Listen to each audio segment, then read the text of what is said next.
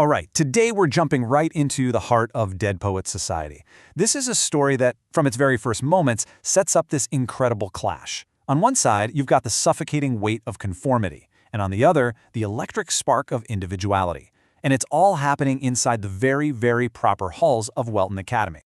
So, how does it all start? Well, we're in the school chapel, and down the aisle comes the first of 4 huge banners. It says, tradition. And look, this isn't just some word they throw around. It's the absolute bedrock of Welton. This place that's been around for a century, pretty much built to stamp out a very specific kind of man. And right behind that comes the second banner, honor. But you gotta ask, what does honor even mean at a place like Welton? Well, it's defined super narrowly. It's all about dignity, sure, but mostly it's about doing your duty to your parents, your teachers, and to the life that's already been picked out for you. Next up, the third one, discipline. Now, we're not talking about the kind of discipline that helps you build character, from the inside out. No. This is the kind that's all about respecting authority. It's simple. You follow the rules, and you never ask questions. And you see the students, they all stand up and chant these words together, like it's a prayer. And finally, we get the fourth pillar, the big one, that kind of holds up all the rest, excellence. But as we're about to find out, what Welton considers excellence is, well, it's a very specific and honestly a pretty narrow idea. So there you have it. For 100 years, Welton has run on this exact same playbook. Tradition, honor, discipline, and excellence. And let's be real, it's a formula with one goal, and one goal only: to be a factory for successful young men, pushing them into fancy careers, whether they actually want them or not. And if you need any proof, just listen to Headmaster Nolan. He gets up there and he's not bragging about how creative or happy his students are. Nope, the single biggest measure of success at Welton is getting into an Ivy League school. That's it. Success is just a number, and the boys, they're basically just the data points to make the school look good. But then a wrench gets thrown into this perfectly polished machine. In walks Mr. John Keating. He's the new English teacher. And get this, he's actually an old Welton grad himself. But he's just come back from London, and he's bringing with him some, let's say, very different ideas about what school is really all about. And what does he do on day one? He literally jumps up on his desk and starts quoting Walt Whitman. I mean, come on. In one move, he just completely demolishes the stuffy, formal vibe of this place. He's making it clear right away he's not just another teacher. He's their captain, and he's inviting them on an adventure. Yeah, Keating does not waste a single second. You'd think the first English lesson would be about, grammar or something, right? Nope. His first lesson is about death. He marches the boys right out of the classroom and into the school's trophy hall, surrounded by all these old pictures to teach them something totally new. He has them look at the faces of all these former students from way back when. Kids who, as he puts it, are now fertilizing daffodils. Oof. And then he whispers it. Carpe diem. It's not just a nice little Latin phrase. He's giving them a serious, urgent warning. Don't let your life be one big regret. And this, right here, is the whole ballgame. This is the central fight of the entire story. You've got Welton's 4 pillars, tradition, all that, which is all about what other people expect from you. And then you have Keating's poet's creed, carpe diem, live life to the fullest, which is all about what you want. Everything that happens next is caught in the crossfire between these two ideas.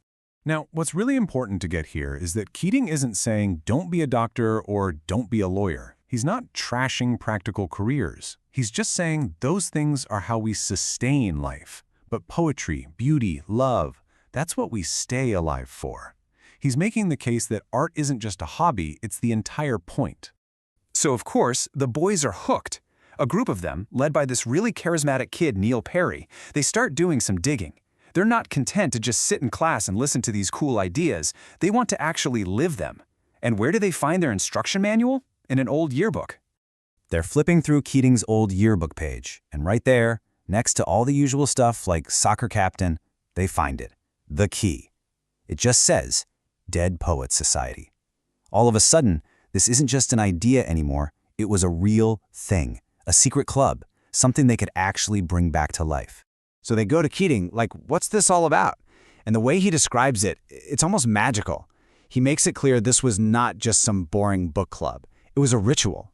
They'd sneak out to a cave and just soak it all in. It was all about feeling life and poetry on a totally different level. Well, you know what has to happen next.